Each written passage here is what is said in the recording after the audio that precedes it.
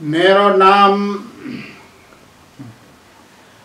अब आर्मी हुनाले होनेरी क्याप्टेन जिस्यु रामबहादुर लिम्बू भिसी एमबिओ नेपाली गोर्खालीहरूले भिसी पाएको चाहिँ जम्मा 13 जनाले पाएको छ। अब तिनीहरूको नामहरू पनि मलाई थाहा छ। कुलवीर थमन सिंह गुरुङ, तुलबहादुर पुन, गजे घले, आगाम सिंह राई 3 नम्बर बस्ने हो, गन्जु लामा सिक्किम बस्ने हो, गन्जु लामा, अनि लक्ष्मण गुरुङ, अनि भानुभक्त गुरुङ, लालबहादुर पुन, जम्मा 13 जना। म चाहिँ उनीहरूले चाहिँ धेरै जस्तो चाहिँ बर्मा सेकेन्ड वर्ल्ड वारमा बर्मामा पाएको हो। बर्मामा इटालीमा पाउने 1 जना अनि मा 2 जना मात्रै, त्यहाँदेखि बाँकी चाहिँ सबै 10-11 जनाले चाहिँ त्यो 10 जनाले चाहिँ बर्मामै पाएको हो सबै। तर त्यसमा के छ भने त्यो चाहिँ गोर्खा पल्टन भन्छ। गोर्खा पल्टनमा चाहिँ अघि मैले भने अब त्यहाँनिर 8 पल्टन थियो र जे होस् सबै 8 पल्टनले चाहिँ गोराहरूले पनि 13 जनाले पायो, गोर्खालीहरूले पनि मसँग 13 जनाले पायो, जम्मा 26 जनाले भुसे पायो। तर सबै फर्स्टवार पहिलादेखिको सबै गन्यो भने चाहिँ जस्तो एयरफोर्स, पानी जहाज, अब अनि अब पैदल फौज अब हामीले भयौँ।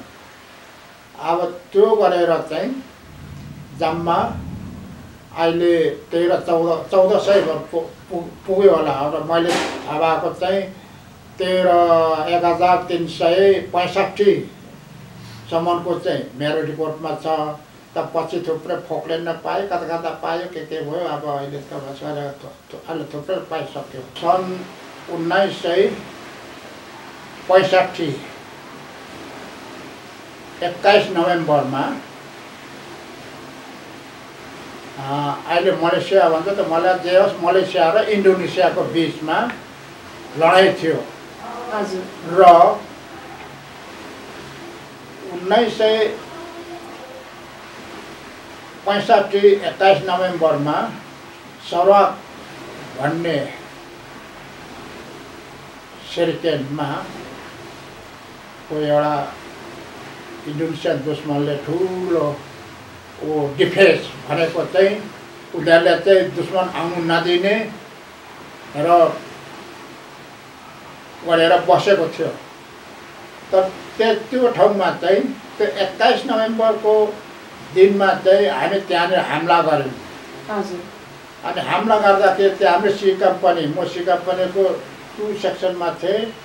त सी जम्मा कम्पनीमा 3 प्लेटुन हुन्छ, कता लडाइँ गर्ने, त्यहाँदेखि एसक्यू भन्छ। अनि नपुगेर अरूबाट पनि रेके प्लेन भन्छ, अब उनीहरू पनि सामेल थियो। अनि तोपखाना ठुलो बम पड्काउने गोरा, त्यो चाहिँ आरे भन्छ, आरे तिनीहरू चाहिँ तोपखानाहरू थियो। अब तोपखानाहरूले चाहिँ माथि बसेर दुश्मनलाई बाकोमा बम झार्ने, हामी चाहिँ हमला गर्ने। त्यसमा चाहिँ अब जम्मा 4 प्लेटुन भएर चाहिँ 9 प्लेटुन पप्रिङ फायर भन्छ।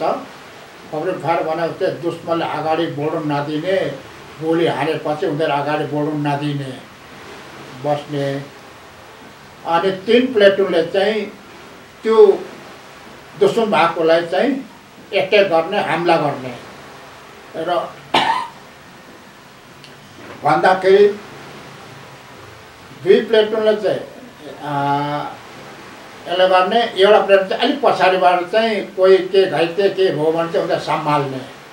तर मेरो प्लेटुन चाहिँ बायाँ थियो, अर्को प्लेटुन एयरप्लेन भन्ने दाहिने म सानो प्लेटुनको हो त्यो गर्दा चाहिँ म चाहिँ बिचमा परेको थिएँ बिचमा अब प्लेटुनमा 3 सेक्सन हुन्छ 1 2 3 म 2 सेक्सन त्यो कसरी त्यहाँ बिचमा थिएँ अरू यता थियो अरू एयरप्लेन उता थियो तर म बिचमा यता र यताको बिचमा चाहिँ धुनो गर्ने र हामी दुश्मनमा नजिकमा पुगेपछि अगाडि बढ्यौँ बढ्दाखेरि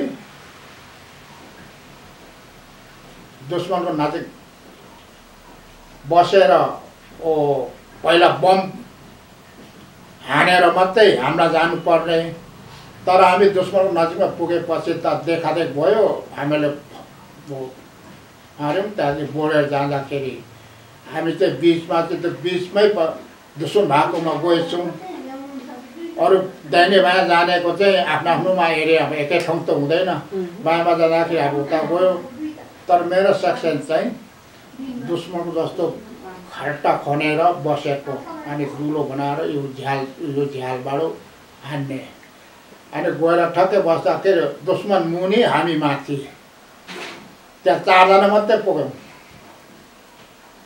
अनि 5 जना मात्रै पुग्यौँ